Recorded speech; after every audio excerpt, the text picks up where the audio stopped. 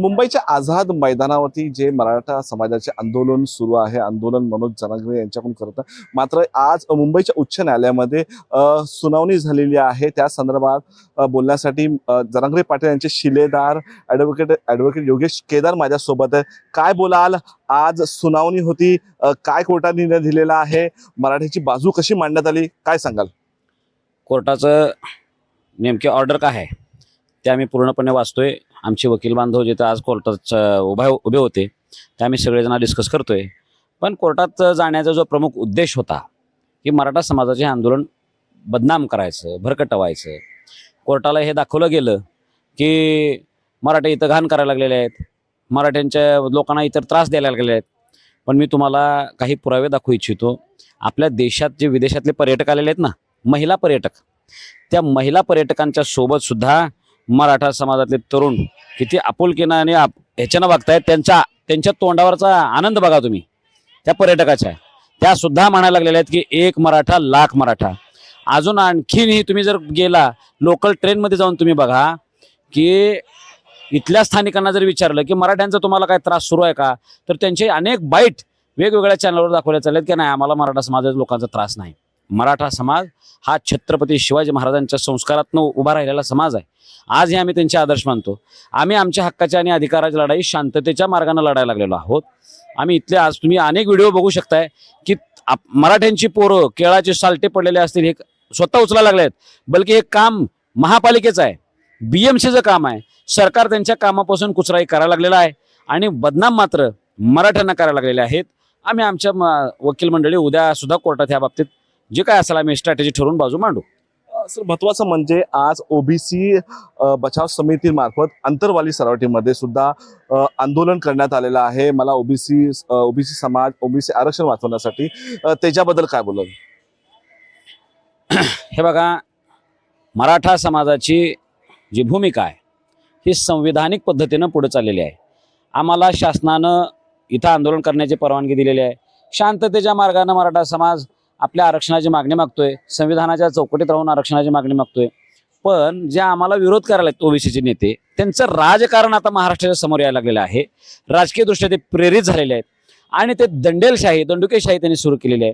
आमचं भांडण हे शासनाच्या खुर्चीसोबत आहे, मुख्यमंत्र्यांसोबत आहे.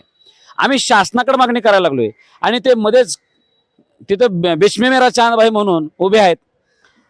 तुम्ही आमच्याशी काय बोलता? तुम्ही तुमचे जे म्हणणं आहे ते तुम्ही नंतर कोर्टात मांडा. नंतर आमचं आंदोलन संपल्यानंतर शासनासोबत बोला की तुम्ही असंविधानिक काही गोष्ट केली का. संविधानाच्या चौकटीत बसणारा ओबीसीतला आमचा हिस्सा जो 23 मार्च 1994ला हिरावला गेला आहे तोच आम्ही परत मागतोय.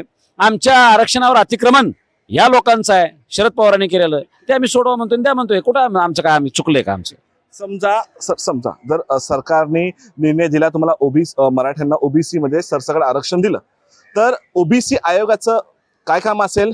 केंद्रीय आयोगाचं काय काम असेल? आणि न्यायालयाची बाजू कशी बांधता येईल?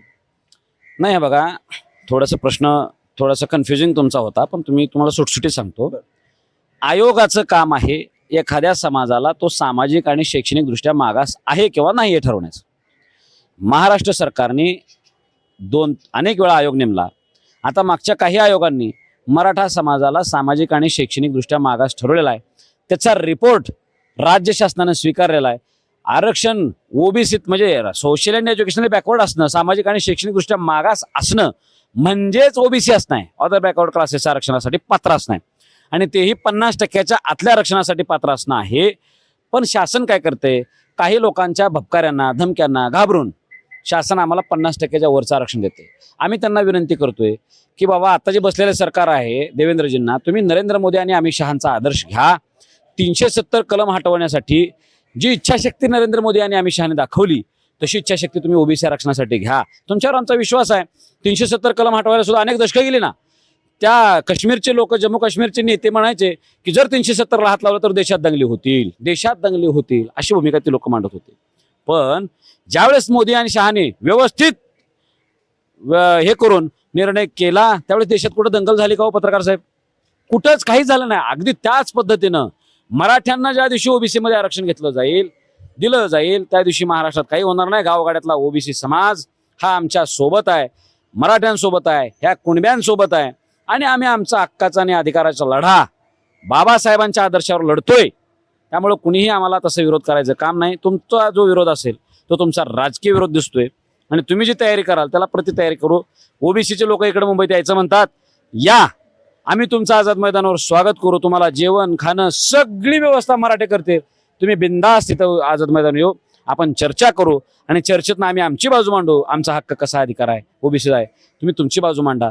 तुम्ही आता दंगलींची आणि बाकी गोष्टीची भाषा करणं बंद करावं आणि एकेरी बोलणं, मराठ्यांना हिणवणं हे त्या लोकांनी बंद करावं. महत्वाचा एक आहे सर, हैदराबाद गॅजेट जर लागू झालं तर सगळे सोयऱ्यांना आरक्षण देता येईल का? आणि कुणबी एक मराठा आणि कुणबी एक करता येईल का? त्याच्याबद्दल काय बोलाल? नाही, हैदराबाद गॅजेटियर हा आमचा मराठवाड्यातला एक विशेष मागणी आहे. ते अनेक वर्षांपासूनची आहे. मनोजदादांचंही ते प्रमुख मागणींपैकी एक आहे. नागपूर कराराचं पालन, नागपूर कराराची अंमलबजावणी ह्या हैदराबादमधून संयुक्त महाराष्ट्रात आलेल्या मराठवाड्यासाठी केली गेली नाही. जे हैदराबाद स्टेटमध्ये जे होते राज्य, म्हणजे आताचा तेलंगणा आहे, कर्नाटक आहे, तेलंगणामधले काही जिल्हे, कर्नाटकमधले काही जिल्ह्यातल्या जो आमचा नातेवाईक आहे, मराठा समाज आहे, त्यांना मात्र आज ओबीसी आरक्षणाचे मागणी म्हणजे हे आरक्षण मिळते. पण महाराष्ट्रात आल्यावर तर नागपूर कराराची अंमलबजावणी झाली नाही. केवळ मराठ्यांसाठी झाली नाही. तो नागपूर करार एसटी साठी अंमलात आणला गेलेला आहे, एसटीसाठी अंमलात आणला गेलेला आहे, पण मराठ्यांसाठी राहिला, अंमलबजावणी राहिली. मंडलच्या नंतरही आमचे जे काही मिळायला पाहिजे होतं आम्हाला स्पेशल ओबीसी म्हणून, आम्ही कुणबीच आहे, आमचा दावा आहे पूर्वीपासून, आणि त्याला हैदराबाद गॅजेटियरचा आधार आहे. तर त्या सगळ्या गोष्टी आतापर्यंत पुढे आलेल्या नव्हत्या. ह्या आंदोलनामुळं हे पुढे आलेल्या आहेत आणि शासन आम्हाला स्पेशल प्रोव्हिजन करून ओबीसी मध्ये आरक्षण देऊ शकते, आम्हाला कुणबी सर्टिफिकेट देऊ शकते, अशी मराठवाड्याची भूमिका आहे. आणि महत्वाचा एक प्रश्न आहे, जे सरसकट जे गुन्हे दाखल झालेले आहेत ते मागे घ्यावेत अशीही मनोज जरांगे यांची मागणी आहे. ते शक्य आहे का? नाही, 100% शक्य आहे. सुप्रीम कोर्टाचे अनेक, आता BNS कायदा आल्यापासून अनेक गोष्टी त्यात प्रोव्हिजन आहेत की गंभीर गुन्हे जे असतील ते सुद्धा माघार घेण्याच्या व्यवस्था आहेत. कोर्टाच्या अनेक आम्ही जजमेंट देऊ आणि शासनाला आम्ही समजून सांगू की बाबा आम्ही आंदोलन शांततेच्या मार्गानं करायला लागलो. आमच्या लोकांवर विनाकारण काही ठिकाणी गुन्हे नोंदवलेले आहेत, काही ठिकाणी आम्हाला अडकवलं गेलेलं आहे.